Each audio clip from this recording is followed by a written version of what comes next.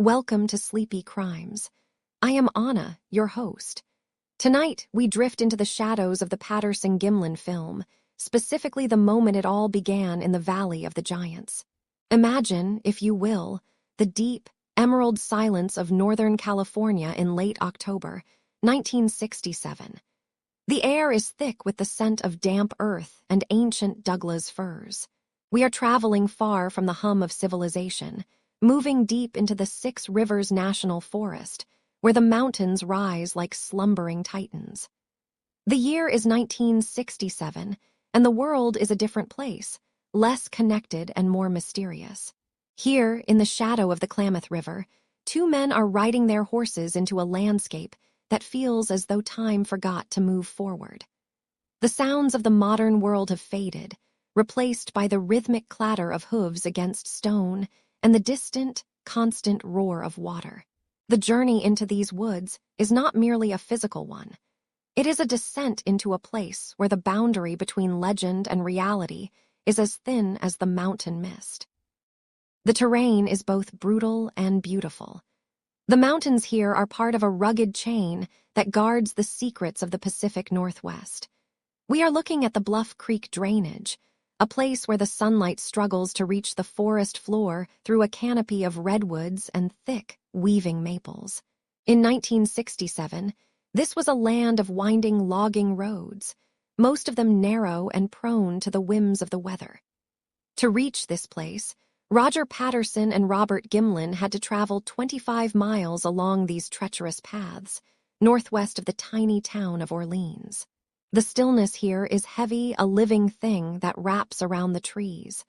You can feel the moisture on your skin, the cool mist that clings to the ferns and the rhododendrons. It is a place where every snap of a twig feels like a conversation, and every shadow seems to have a weight of its own. Here, the giants aren't just the trees. They are the memories of a primeval world that refuses to be tamed. The landscape they encountered was not a pristine, untouched park. Only 3 years prior, in 1964, a catastrophic flood had torn through this valley. The water had risen with such violence that it reshaped the very bones of the creek. It left behind a graveyard of timber, massive log jams the locals called crows' nests.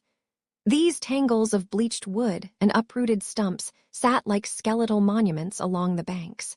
The flood had stripped away the soil in some places and deposited vast sandbars in others, creating a patchwork of open spaces and impenetrable thickets.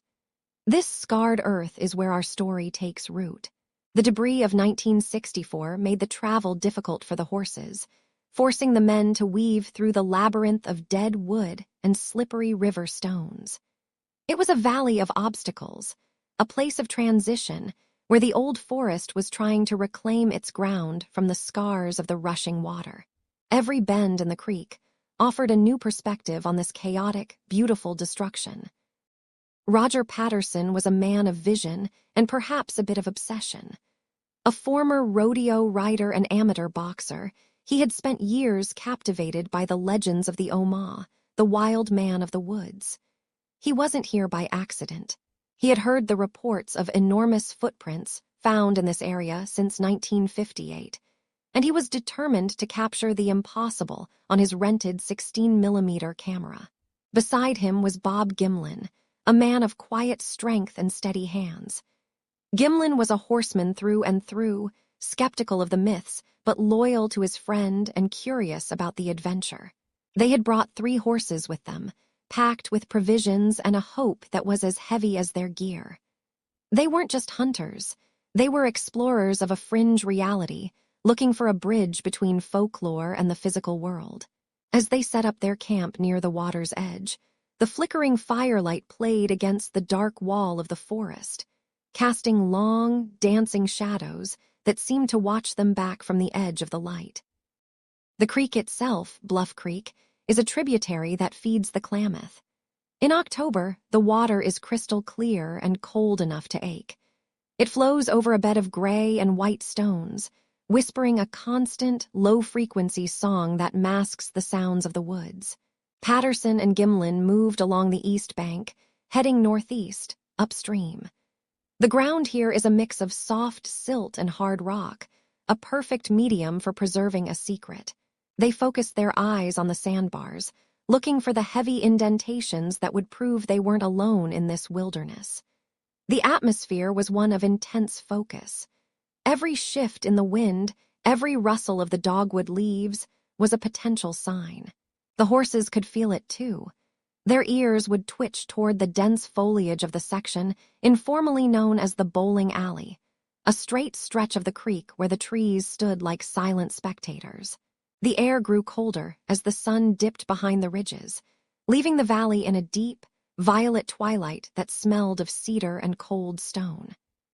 Their purpose was more than just a hunt. They were attempting to film a docudrama, a way to share the mystery of the Sasquatch with a world that was increasingly turning its back on the unknown. They carried the weight of hundreds of years of indigenous lore, from the stories of the Hoopa people to the modern accounts of loggers and road builders. As the night of the 19th of October settled over their camp, the crackle of the campfire was the only thing standing against the vast, encroaching dark. They were two men, a handful of horses, and a camera, standing on the threshold of a discovery that would haunt the collective imagination for decades to come. The Valley of the Giants was waiting, its breath held in the cold mountain air, ready to reveal a glimpse of something that shouldn't exist. Relax your shoulders now, and let the image of that ancient, damp forest fill your mind. The journey has only just begun, and the shadows of Bluff Creek are deep. Sleep now, and let the mystery unfold in the quiet spaces of your thoughts. The air in the Six Rivers National Forest carries a specific scent on this afternoon: damp cedar, crushed pine needles, and the cold, mineral breath of the running water. It is early afternoon on Friday, October 20th, 1967. Roger Patterson and Bob Gimlin are riding their horses slowly upstream along the east bank of Bluff Creek. The sun is filtering through the high canopy, casting long, shifting shadows across the gravel bars and the scattered debris left behind by the massive flood of 1964. The sound of hooves striking wet stones is rhythmic and hypnotic, a steady pulse against the background hum of the forest. They are deep in the wilderness, miles from any paved road, navigating a landscape of ancient timber and silver water. As they round a sharp bend in the creek, they encounter a towering obstacle. A massive upturned tree with a root system as high as a room, intertwined with a tangled logjam of sun-bleached wood. Just beyond this crow's nest of timber, the world suddenly shifts. On the opposite bank, perhaps 100 feet away, a figure is crouched by the edge of the water. It is not a bear. It is not a hunter. It is something vast, covered in dark, reddish-brown hair. As they emerge from the shadows of the logs, the figure stands. It is a bipedal creature, massive and imposing, appearing entirely at home in this rugged, lonely stretch of the creek. The silence of the afternoon is about to be shattered by a moment that will haunt the world for decades. The reaction of the horses is instantaneous and visceral. They smell the creature before the men can even process the sight. Roger's horse, a pony named Peanuts, rears up in a blind panic. The animal's eyes are wide with terror, its hooves churning the air and the soft sand.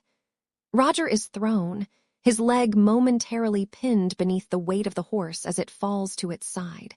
The peaceful atmosphere is gone, replaced by the sound of crashing water, the terrified whinnying of the horses, and the frantic scramble for control. Bob Gimlin manages to keep his mount steady, pulling his rifle to cover his partner, but Roger is already on the move.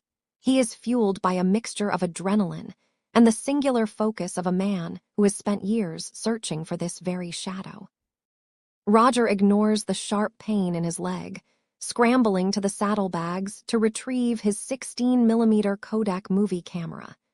He had rented it specifically for this expedition, a heavy piece of machinery that feels both precious and clumsy in his shaking hands. He yells to Bob, telling him to cover him, a plea for his partner to keep the rifle ready in case the giant decides to charge. But the creature does not charge. It begins to walk away, moving toward the tree line with a steady, unhurried pace. Roger starts the camera as he runs, his boots splashing through the shallow creek and slipping on the mossy rocks. The first few seconds of the film are a chaotic blur of gray sky and green leaves, the frantic record of a man running for his life and his legacy at the same time. Then the image stabilizes. We see the creature, now known affectionately as Patty, moving with a purposeful, rhythmic gait across the sandbar. Her walk is unlike anything a human could easily replicate. It is fluid and rolling. With every step, her trailing leg rises high off the ground, the knee bending at a sharp angle before the foot swings forward to strike the earth again. Her arms are long, swinging in wide, heavy arcs that seem to balance her immense weight. There is a density to her movement, a sense of massive displacement.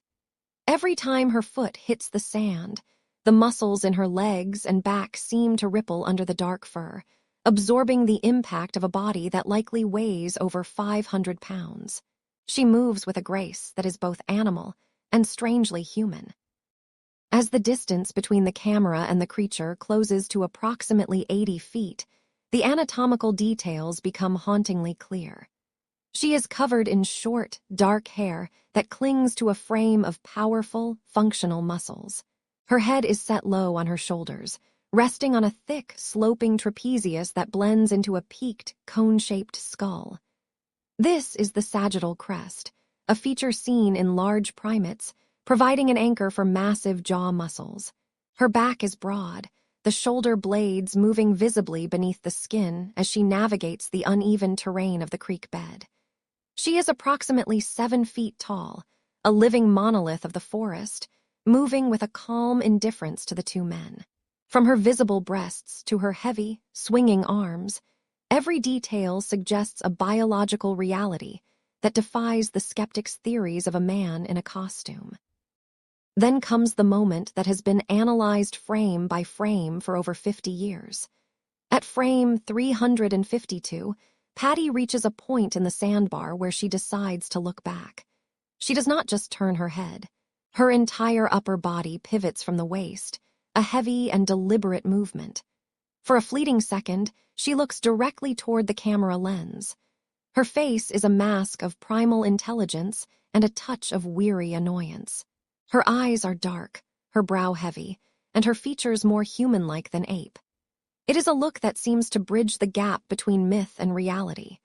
She then continues her walk, stepping over a fallen log with ease and disappearing into the dense, dark green of the timber, leaving only deep, heavy prints in the wet sand and a silence that feels heavier than it did before.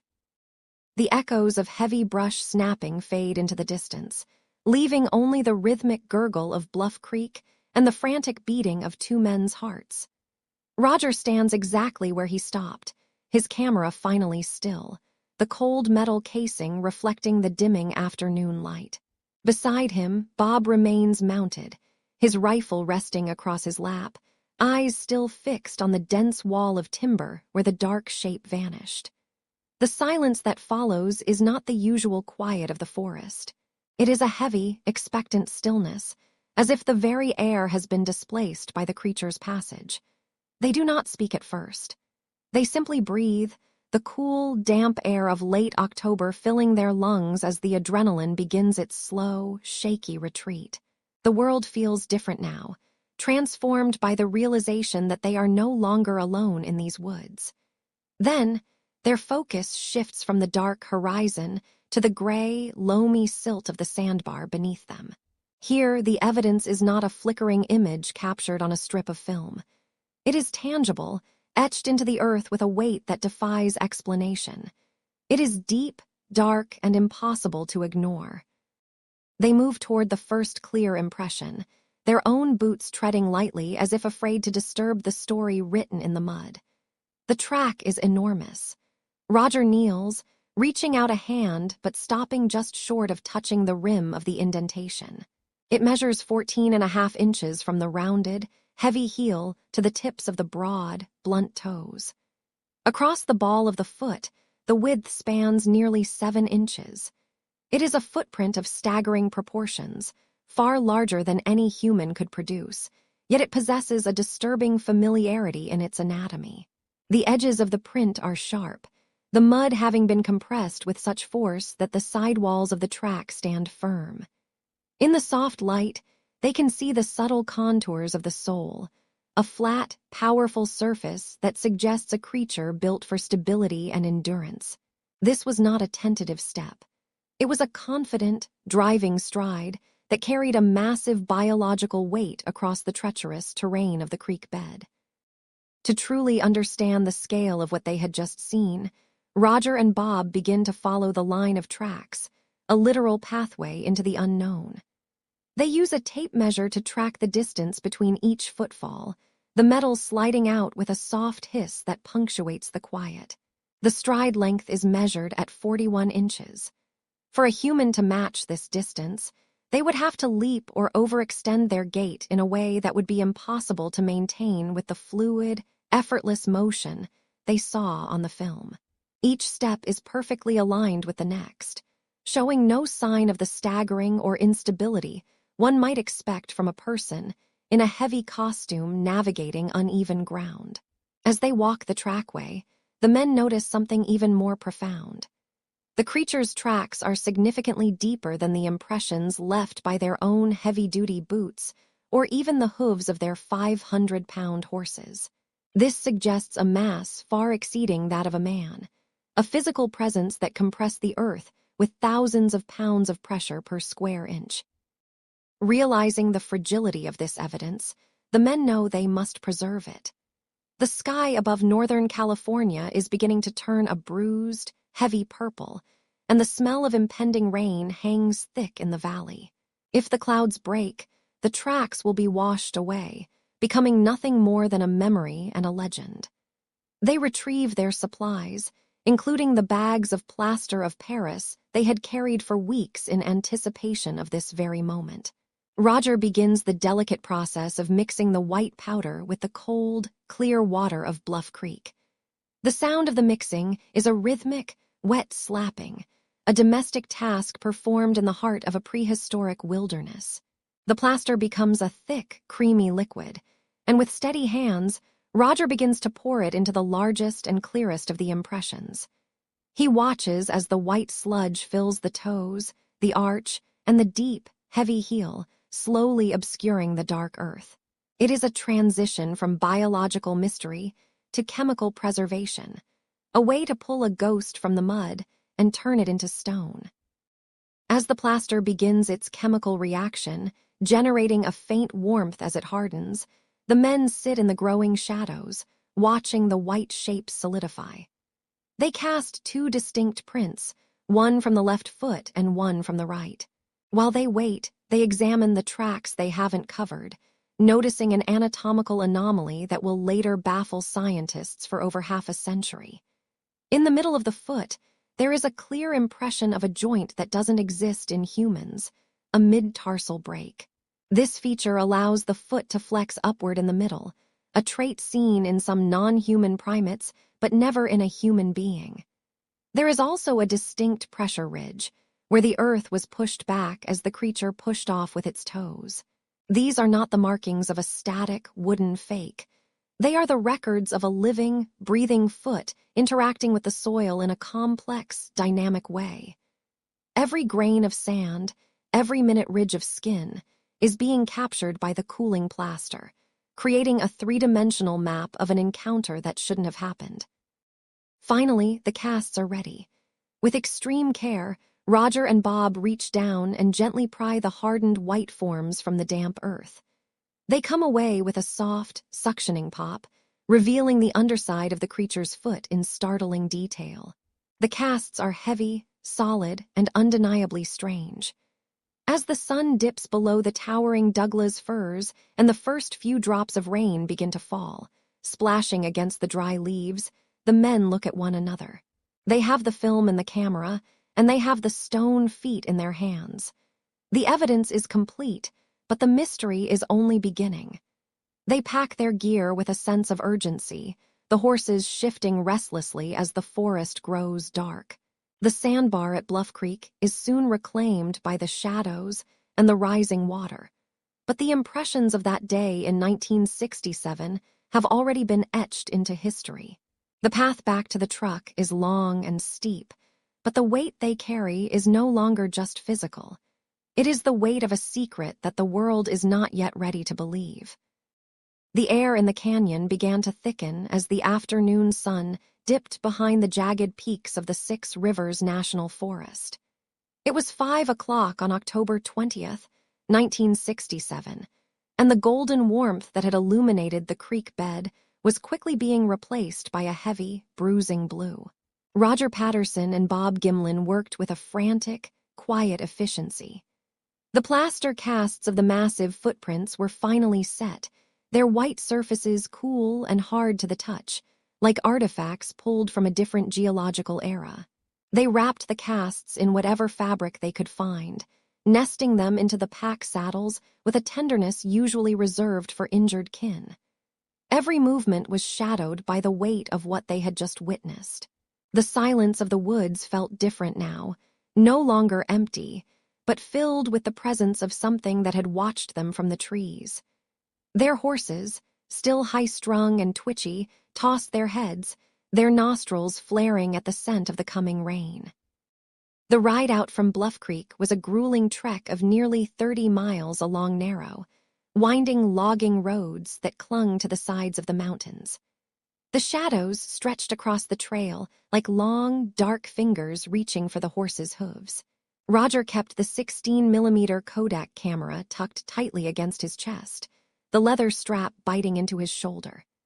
Inside that small metal box sat a single roll of Kodachrome film, less than 1 minute of footage that held the potential to shatter the boundaries of known biology. The tension was a physical presence between the two men. They spoke very little, the rhythmic clopping of hooves on the damp earth and the occasional clink of gear the only sounds in the deepening twilight. The wilderness seemed to be closing in behind them, as if the forest itself were trying to reclaim the secret they were carrying away in their bags. By the time they reached the roadhead where their truck was parked, the first needles of rain began to fall. The transition from the primal isolation of the creek to the cold machinery of the truck felt jarring. They loaded the horses with hands that shook slightly from adrenaline and exhaustion. Driven by a singular, burning urgency, they pushed south toward the tiny outpost of Willow Creek. It was approximately 6:30 in the evening when the headlights of their truck finally cut through the gloom, illuminating the front of Al Hodgson's variety store. The store was a beacon of mundane normalcy in a night that felt anything but normal. Al, a man who had heard his fair share of tall tailies from the woods, looked at the two dusty, haggard men and realized immediately that they hadn't just seen a bear or a trick of the light. There was a vibrating energy in Roger's eyes, a look of someone who had looked through a veil and seen the impossible. Inside the store, the smell of floor wax and tobacco offered a strange comfort. Roger made a series of urgent phone calls, his voice a low, intense murmur over the line. He reached out to his brother-in-law, Al Duatley, in Yakima, Washington, telling him to prepare for something world-changing. The logistical challenge was immense. They had the film, but it was undeveloped. In 1967, the process of developing 16mm color film was specialized and time-consuming. Roger knew that every hour the film remained a latent image on a strip of celluloid was an hour it could be lost, damaged, or seized. He decided he couldn't wait. Leaving Bob to manage the horses and the heavy gear, Roger prepared to drive through the night toward Eureka. The rain was now a steady downpour, turning the mountain roads into treacherous ribbons of mud and slick asphalt, but the fear of a car accident was overshadowed by the terror that the film might somehow vanish before a single person could see what they had captured. The drive to the coast was a blur of sweeping windshield wipers and the rhythmic hum of tires on wet pavement. In Eureka, Roger navigated the darkened streets to find a way to ship the precious cargo. He eventually entrusted the film to a courier service. Some say it was United Airlines, Others recall a Greyhound bus, destined for Yakima. As the package left his hands, a hollow sense of vulnerability settled in his chest. For the first time since the encounter, he was no longer in control of the evidence. He was now a man with only a story, waiting for the chemicals in a distant laboratory to prove he wasn't insane. Meanwhile, Bob Gimlin began the long, lonely haul back north. He drove the truck and the horse trailer through the winding mountain passes, fighting sleep and the haunting memory of the creature's gait. The headlights carved a path through the Pacific Northwest mist, passing through sleepy timber towns and over bridges that spanned black, rushing rivers. The journey to Yakima spanned hundreds of miles and nearly 24 hours of continuous travel. As they crossed the border into Washington state, the landscape shifted from the dense, dripping ferns of the coast to the high, arid plateaus and rolling orchards of the east. The exhaustion was absolute, a heavy fog that settled into their bones.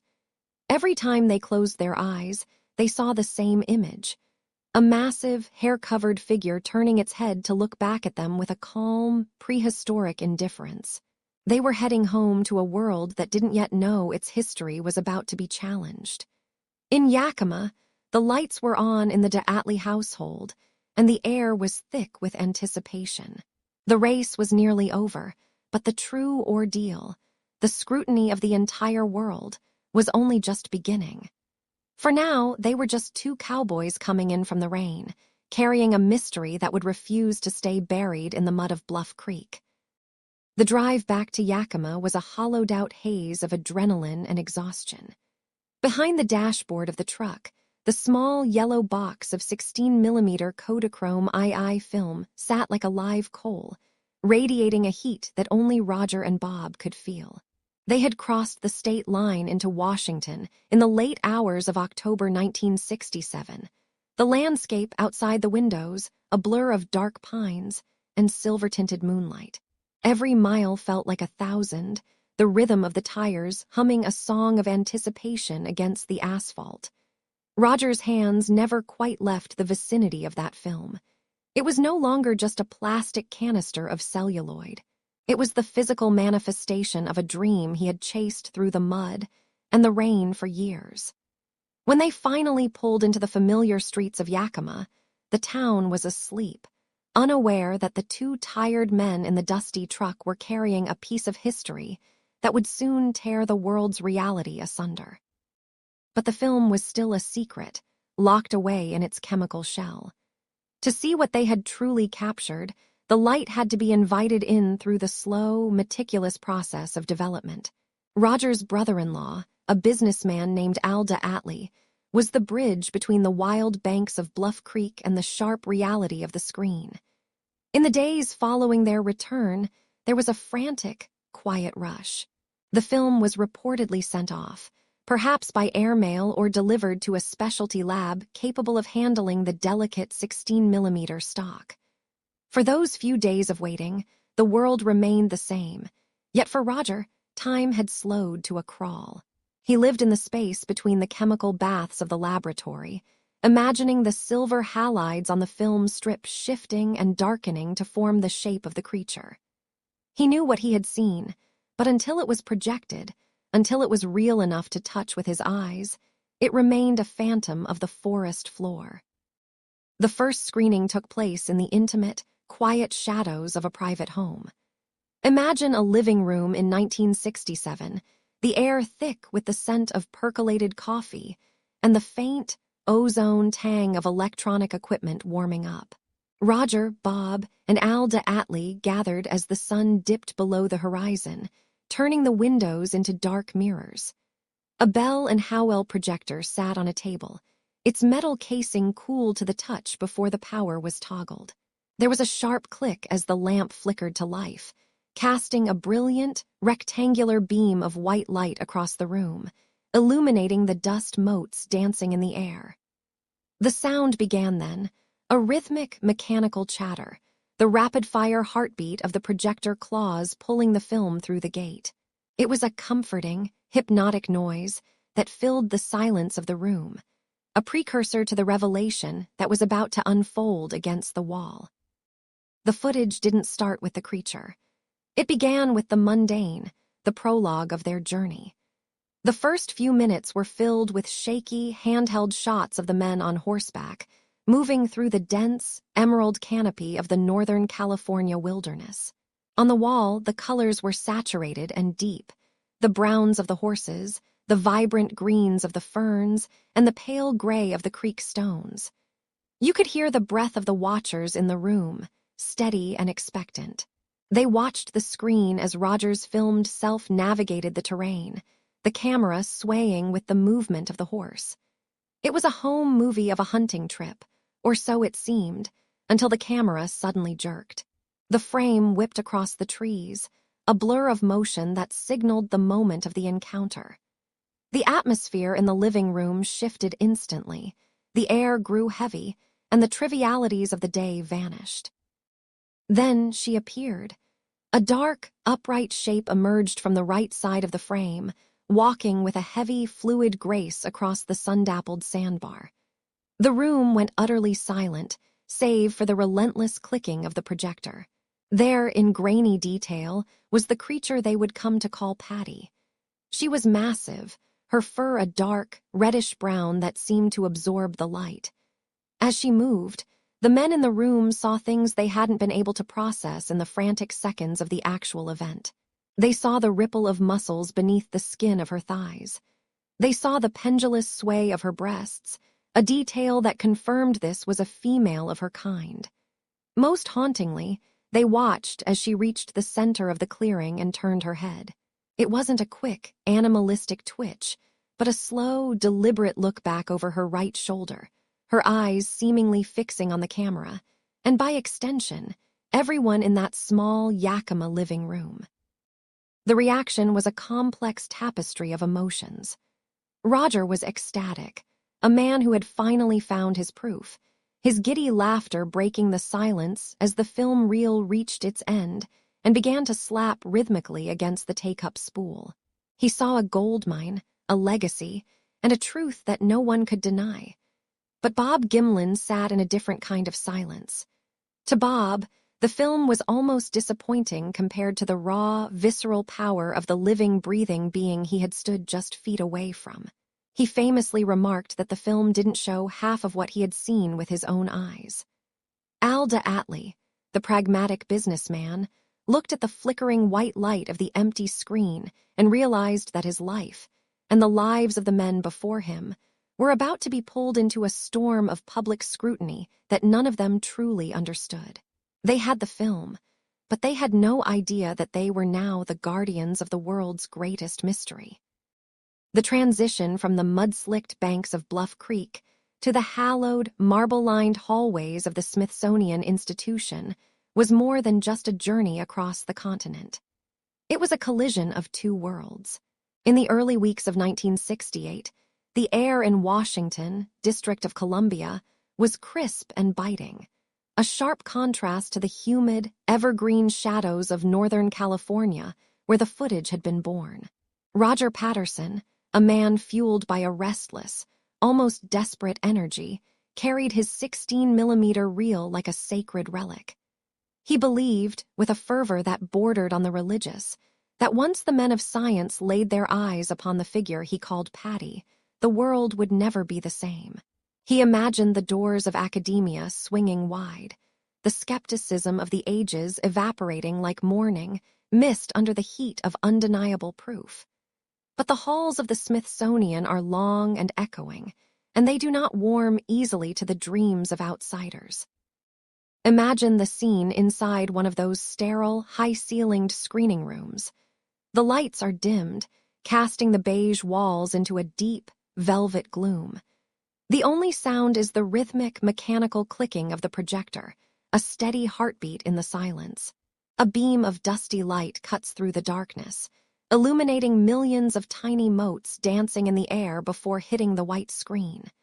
There, in grain and shadow, the creature emerges once more. She walks with that heavy, liquid gait, her thick limbs pushing through the brush of the past. The scientists sit in the darkness, their faces obscured, their starchy white lab coats glowing faintly. Among them is John Napier, the director of the Smithsonian's primate biology program. He is a man of logic and bone, a seeker of evolutionary truth who had already expressed a quiet, radical belief that a giant primate might indeed haunt the woods of the Northwest. But as he watches the film, his brow furrows, caught between the pull of his curiosity and the rigid demands of his discipline. For 59.5 seconds, the room is held captive. The experts lean forward, their eyes scanning the screen for the telltale signs of a seam, a zipper, or the bunching of artificial fabric. They look for the way the muscles move beneath the fur, the quads contracting with each heavy step, the trapezius muscles bunching as the creature turns its head in that famous, haunting look back. Napier notes the sagittal crest, that bony ridge atop the skull usually reserved for the most powerful of male primates. Yet here it sits upon a figure with prominent, hairy breasts. It is a biological paradox that makes the room feel small and heavy. Some of the men whisper in the dark, their voices low and sharp. They speak of the mid-tarsal break, a flexibility in the foot that no human in a boot could possibly replicate. Yet the skepticism remains like a cold draft under the door. To accept this film as real would be to rewrite the history of biology on the word of a cowboy with a borrowed camera. And for many, that price is simply too high to pay. As the reel spins to its end, the tail of the film flaps rhythmically against the projector, slap, slap, slap, until the room is plunged into a sudden, jarring brightness. The silence that follows is thick with unspoken judgment. Ivan Sanderson, the zoologist who had helped organize these screenings, watches the faces of his colleagues, searching for a spark of wonder. Instead, he often finds a polite, clinical dismissal, while Napier would later write that he was convinced that Sasquatch exists. He remained deeply unsettled by the film itself, noting that the creature's walk felt strangely self-conscious, as if it were aware of its own performance. Others were less kind. They pointed to the lack of a specimen, the shakiness of the camera, and the convenient way the creature disappeared into the trees just as the image grew clear. They called it a hoax not because they could prove it was one, but because they could not afford to believe it was anything else. The divide that formed in 1968 was not just between believers and skeptics. It was a schism within the soul of science itself. On one side stood men like D.W. Grieve, an anatomist who found himself perplexed and unsettled by the biomechanics shown on the screen.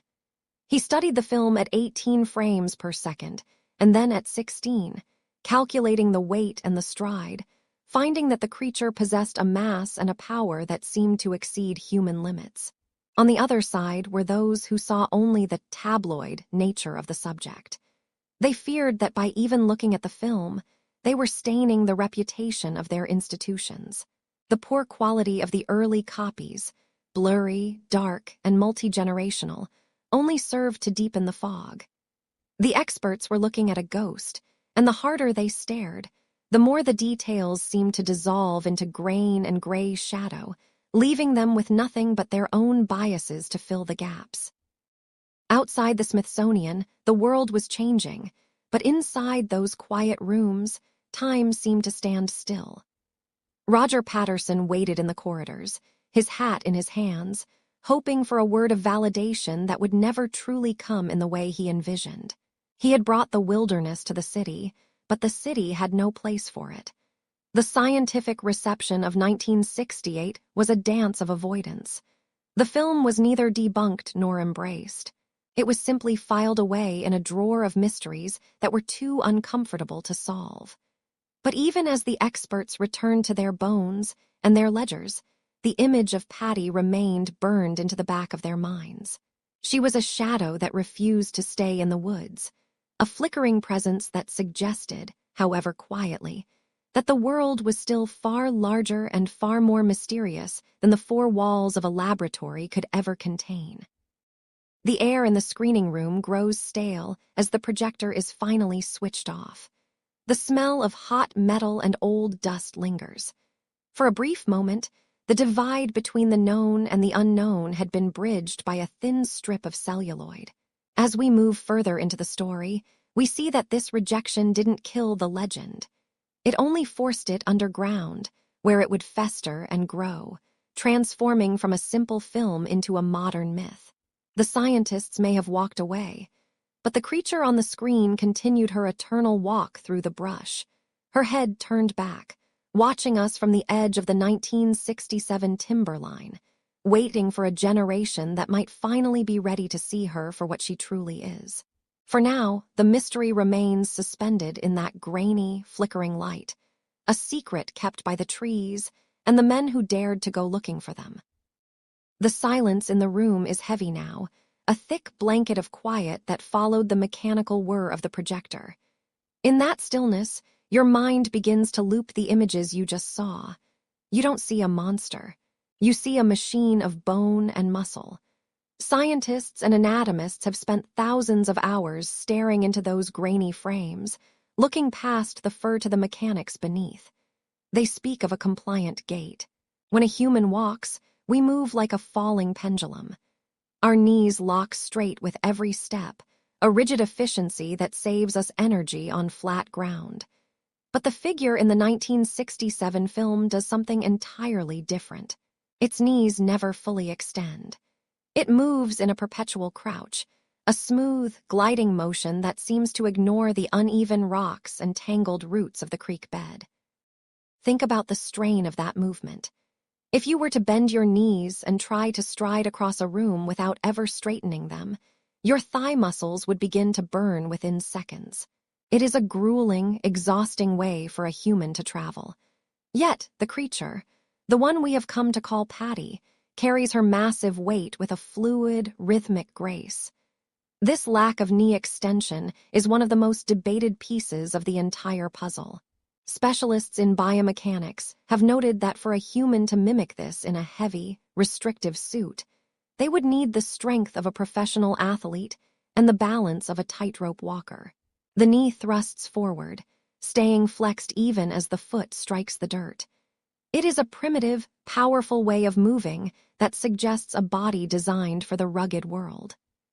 But the most startling detail is hidden at the very bottom of the stride. In the slow-motion replays, researchers like Dr. Jeff Meldrum have pointed to something called the midfoot break. Humans have a rigid arch, a bridge of bone that keeps our feet stable. But when you look at the film, particularly the frames where the trailing leg lifts, you see the foot bend in the middle. The heel comes up, but the front half of the foot remains flat against the earth for an extra heartbeat. This is a trait found in great apes, a flexibility that allows them to grip and mold their feet to the terrain. To replicate this in the 1960s, a costume designer would have had to invent a mechanical, articulating foot that could withstand the pressure of a massive body. Then there is the texture of the skin and the movement beneath it. As the figure strides away, the light of the afternoon sun catches the surface of the thighs and the back. There, beneath the dark hair, you can see the unmistakable ripple of quadriceps contracting and relaxing. You see the gluteal muscles shift with the weight of the stride. You see the long muscles along the spine tensing as the creature turns its torso to look back at the camera. A costume of that era, typically made of heavy hides or synthetic fabrics, would bunch or fold at the joints like an old rug. It would not ripple. It would not show the fine, coordinated tension of a living biological system. This is not a surface-level costume. It is an anatomy that breathes and flexes from the inside out, every fiber working in unison. She walks as if on a wire. This is what experts call a zero gait. If you were to walk through soft sand, your left and right footprints would likely be separated by several inches, reflecting the width of your hips. But Patty walks with her feet falling in a nearly perfect straight line, one directly in front of the other. This inline walking style, combined with the way her massive arms swing in a wide, heavy arc, suggests a center of gravity that is entirely foreign to us. The arms are exceptionally long, her elbows sitting much lower than a human's would. When she turns her head, her whole upper body rotates as a single, powerful unit, a movement dictated by a neck so thickly muscled it seems to vanish. Everything about this movement speaks of immense weight and mass. You can feel the impact of each step in the way the soft earth of the creek bed gives way. Studies of the depth of those tracks compared to the tracks of the men themselves suggest a creature weighing 700 pounds or more. The compliant walk helps absorb that weight, acting like a shock absorber for a massive frame. In the quiet of your room, you can almost hear the soft, heavy thud of those feet. It is a dance of physics that remains unreplicated to this day. No one, in over 50 years, has been able to put a man in a suit and have him move with that exact combination of weight and flexibility. The mechanics remain a silent witness to a mystery. The year was 1967, and Hollywood was on the precipice of a revolution in the way we saw monsters. In the cluttered, dusty workshops of the San Fernando Valley, the air was thick with the sulfurous scent of curing latex and the sharp tang of adhesive. Artists were moving away from the rigid rubber masks of the 50s and into the supple, expressive world of foam latex. This was the era of the masters, men who could transform a human actor into an alien or an ape with nothing but plaster molds and patience. When the Patterson-Gimlin film surfaced that October, it didn't just rattle the scientific community. It sent a ripple through the elite circles of the special effects industry. These were the craftsmen who knew exactly how a seam was hidden and how a zipper was masked. They looked at the walking figure of Patty not as a cryptid, but as a potential piece of work. If it was a suit, it was a masterpiece that defied the very limitations of the industry's current technology. As you breathe slowly, imagine the harsh buzz of the studio lights in those old workshops, where the line between reality and artifice was thin enough to break. Central to this Hollywood inquiry was a man named John Chambers. In 1967, Chambers was the undisputed king of primate makeup, having spent months designing the sophisticated facial appliances for the original Planet of the Apes. For decades, a persistent legend whispered that Chambers had been the secret architect of the Bluff Creek hoax. Rumors suggested he had been approached by Roger Patterson and had constructed a one-of-a-kind suit using top-secret techniques developed for the military. Skeptics pointed to his genius as the only possible explanation for the fluid movement seen on screen. Yet, before his passing, Chambers denied any involvement. He famously remarked that while he was good, he wasn't that good. He noted that the anatomy of the creature in the film appeared to possess muscle groups and a skeletal structure that moved in a way he hadn't yet mastered. He pointed out that his own apes, for all their brilliance, were still clearly actors in prosthetic masks. The creature in the creek bed, however, moved with a heavy, integrated grace that left even the master of the craft questioning his own eyes. To understand the weight of this mystery, one must look at the state of the art in 1967. The standard for a gorilla costume at the time was often a two-piece suit made of heavy jersey cloth covered in hand-tied yak hair or synthetic fur. These suits were hot, cumbersome, and notoriously stiff.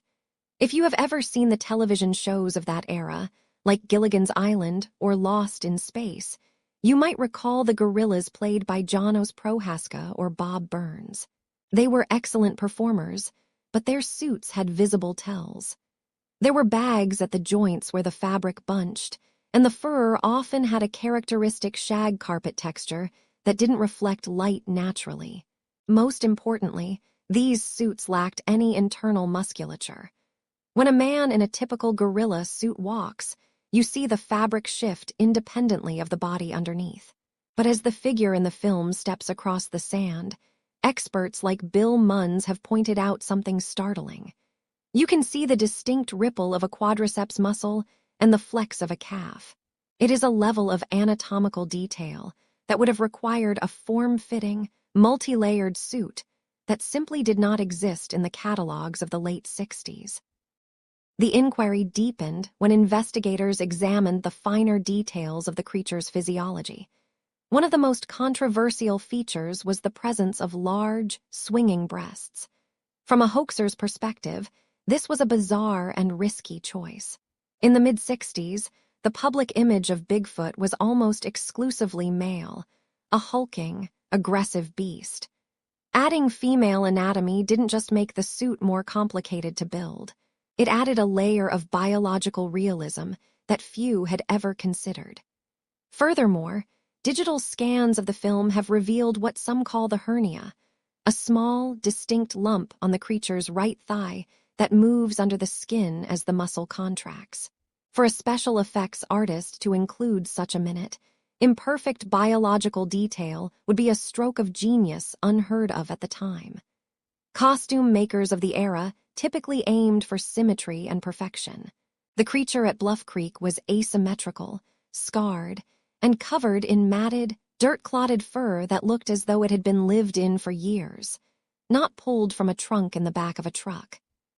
In later years, other giants of the industry added their voices to the chorus. Stan Winston, the man who brought the Terminator and the Jurassic Park dinosaurs to life, was famously skeptical. He once estimated that for a few $100 to $1,000, a skilled person could have made a suit that looked similar. Yet, he often struggled to explain how the specific biomechanics of the walk could be replicated without mechanical extensions. Rick Baker, who would go on to win an Academy Award for his work on Harry and the Hendersons, also vacillated between belief and doubt. He noted that while the fur looked like cheap synthetic material in some frames, the way the skin appeared to be attached to the underlying muscle was something even he found difficult to achieve decades later. There was a peculiar lack of a paper trail as well. Despite claims from a costume builder named Philip Morris that he sold a suit to Patterson for $435, no receipt, no photograph of the original design, and no matching replica has ever been produced that truly stands up to the original footage. The Hollywood trail ultimately leads to a stalemate. On one side, we have the logical conclusion that two men with limited funds must have used the tools of their time to create an illusion. On the other, we have the testimony of the very people who invented those tools, admitting that the illusion was far more advanced than anything they were producing for million-dollar studio budgets. If Patty was a suit, it was a ghost. It left no remnants in any studio basement, no sketches in any artist's portfolio, and no heir in the history of cinema. As the sun sets on the hills of Hollywood, the shadow of the creature remains cast long across the silver screen, a reminder that some secrets are not written in scripts, but buried in the mud of a distant creek. The industry moved on to digital pixels and computer-generated imagery, but the analog mystery of 1967 continues to flicker in the dark, as real as the heartbeat you can almost hear in the silence of the woods. The years that followed the filming at Bluff Creek were not filled with clarity, but with a thickening fog of whispers. For decades, the footage stood as a silent monolith, a piece of 1967 captured in amber. But in the late 1990s and early 2000s, the silence was finally broken. The mystery moved from the damp, shaded floor of the Northern California forest to the smoke-filled rooms of bars and the quiet living rooms of Yakima, Washington. It was here that the name Bob Aronimus began to circulate, not as a witness, but as the man behind the mask. Imagine a man with the build of a rancher, tall and wide-shouldered, a man who lived his life in the rhythms of the rural Northwest. He had been a friend and associate of Roger Patterson, and after 36 years of carrying a secret that felt heavier than the mountain itself, he decided to speak. He claimed that the creature we see striding across the sandbar was not an ancient hominid, but him, wrapped in a suffocating, handmade costume. The details Bob provided were visceral, designed to pull the legend down into the dirt and grime of reality. He described a suit that was a far cry from a Hollywood masterpiece. In his telling, the creature's skin was made from the hide of a dead horse, a heavy, thick material that had been cured and stitched together by Roger Patterson himself. Think of the scent that would accompany such a garment, the pungent, metallic odor of old leather, and the earthy, stagnant smell of dried animal remains. Bob spoke of the heat that built up inside that skin as the sun beat down on the creek bed, a stifling, humid darkness that made every breath a struggle. He described wearing old football pads beneath the hide to give the creature its massive, hulking shoulders, and waist-high rubber boots that served as the foundation for those legendary, massive feet.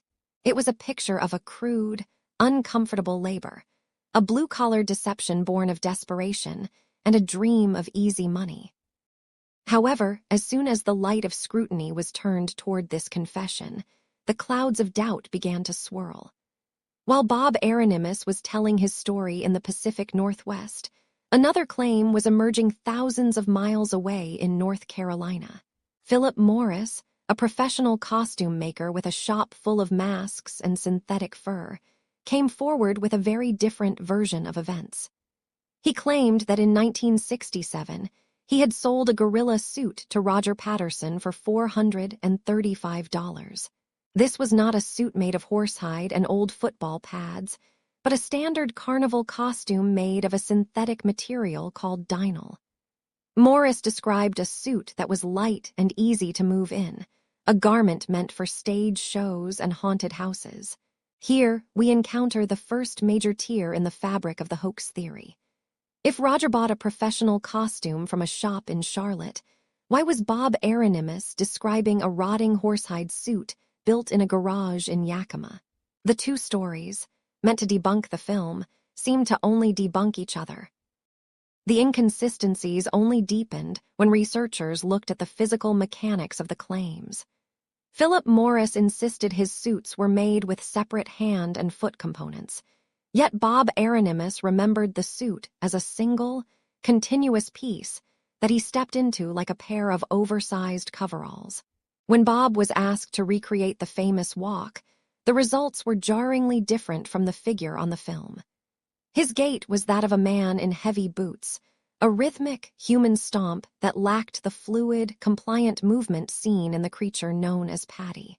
Skeptics pointed to the lack of evidence. No receipts were ever found for the $400 purchase, and the horsehide suit, if it ever existed, had vanished into thin air. Bob claimed he was promised $1,000 for his role in the deception, a sum that Roger Patterson supposedly never paid. This bitterness, some argued, was the true motivation for the confession, a desire for a piece of the fame that had eluded him for nearly 40 years. As we sit with these conflicting narratives, the texture of the mystery changes. It becomes a story of human memory, of aging men looking back at a moment that changed the world. We have to ask ourselves why a man would wait 36 years to admit to a prank. Was it a guilty conscience, or the siren song of a book deal? Bob Aronimus's story was detailed, yes, but it failed to account for the anatomical anomalies that experts had spent decades studying. He could not explain how the horsehide or the synthetic fur allowed for the visible ripple of muscles beneath the skin, or why the creature's arms were disproportionately long compared to his own. The more people tried to pin down the truth of the hoax, the more the truth seemed to slip through their fingers, much like the creature itself disappearing into the timber. The clouds of doubt did not clear the air. They only made the shadows longer, leaving us to wonder if the greatest trick ever played was the film itself, or the stories told by those who claimed to have made it. The flickering grain of the original 16mm film is no longer our only window into that October afternoon in 1967. As the decades have passed, the physical celluloid has been treated with the reverence of a religious relic, handled by technicians in white gloves within sterile clinical labs. We move now from the sun-dappled banks of Bluff Creek into the cool environment of a digital imaging suite. Here, the soft hum of high-powered computers replaces the sound of the wind through the Douglas firs. We are taking a piece of history born in a world of mechanical shutters and pulling it into a world of pixels and light. This process of digital clarification is about unmasking the truth that has been hidden behind layers of film grain and camera shake for over 50 years. When Roger Patterson ran across those sandbars, his camera captured the scene with a frantic, rhythmic bouncing. This movement created a visual chaos that long obscured the finer details of the creature. Modern stabilization techniques have changed everything. By using fixed points in the background, software can now anchor the frame, removing the human tremor from the footage. When you watch the stabilized version, the effect is hypnotic. The creature, whom many call Patty, no longer appears to be bobbing through a blurry landscape. Instead, she glides. Her heavy, deliberate stride becomes a fluid motion, revealing the physics of her weight. You can see how her natural center of gravity shifts with every step, a movement that seems too integrated to be a man in a costume on uneven ground. With the image held steady, experts like Bill Munns have spent thousands of hours examining high-resolution scans. They look for signs of a fabrication, the fold of fabric, the glint of a zipper, or the stiffness of a seam. In the digital light, the surface of the figure takes on new complexity. Analysts point to the way light catches the ripples of muscle beneath a thin layer of skin and hair. On the creature's right thigh, there is a visible bulge that moves independently, a detail many believe to be a muscle contraction or perhaps an old injury. The sheer volume of the creature is also more apparent. In a suit, you would expect material bunching behind the knees. Yet, in these clear frames, the anatomy seems to flow as a single, biological unit.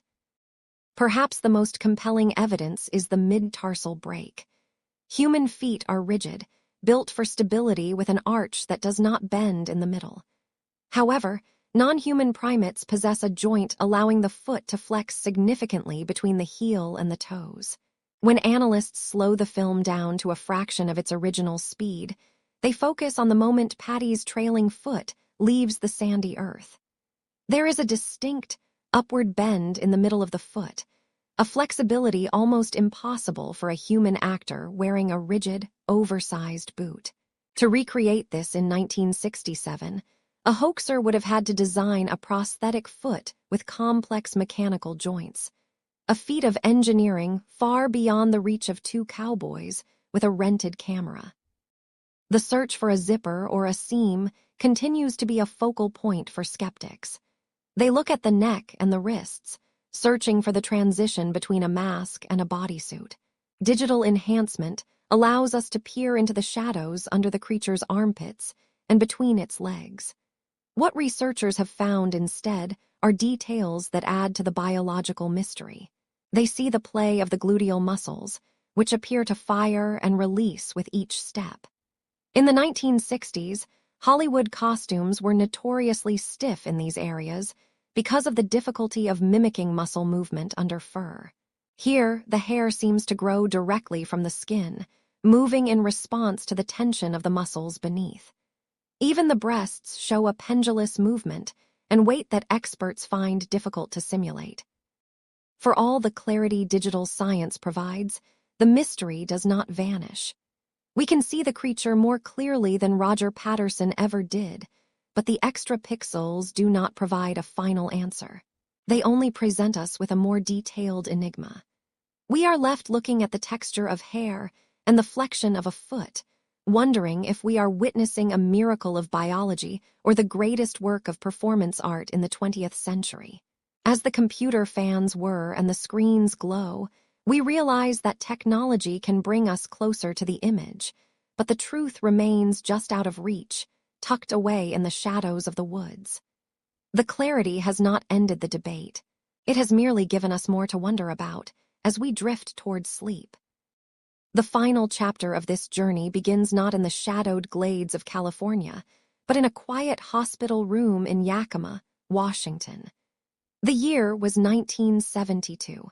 It was January, and the winter air pressed hard against the glass. Inside, Roger Patterson, a man whose life had been defined by a single minute of film, was facing his final sunset. At only 38 years old, His body was failing him, consumed by Hodgkin's disease. Yet, as the monitors beeped rhythmically in the sterile silence, his spirit remained anchored to that October afternoon in 1967. His friend and partner, Bob Gimlin, stood by his side. They had shared a secret that the world had tried to tear apart for 5 long years. In those final moments, Roger turned to Bob and spoke with a clarity that transcended his illness. He did not offer a confession of a hoax, nor did he whisper a retraction to ease his soul. Instead, he apologized for the strain the film had put on Bob's life, for the road shows and the fake actors he had hired to cover for Bob's absence. But as for the creature itself, Roger's testimony remained as solid as the granite of the Cascades. He maintained until his very last breath on January 15, 1972, that what they had seen at Bluff Creek was no man in a suit, but a living, breathing part of the natural world. After Roger passed away, a heavy, suffocating silence fell over Bob Gimlin. While Roger had been the face of the discovery, the promoter who thrived under the flickering light of the projector, Bob was a man of the earth, a horseman who valued his word above all else. But the world was not kind to a man who claimed to have seen a monster. He faced a relentless tide of mockery and skepticism that began to erode his peace. Neighbors whispered, and strangers laughed. The weight of being called a liar by a world that wasn't there became too much to bear.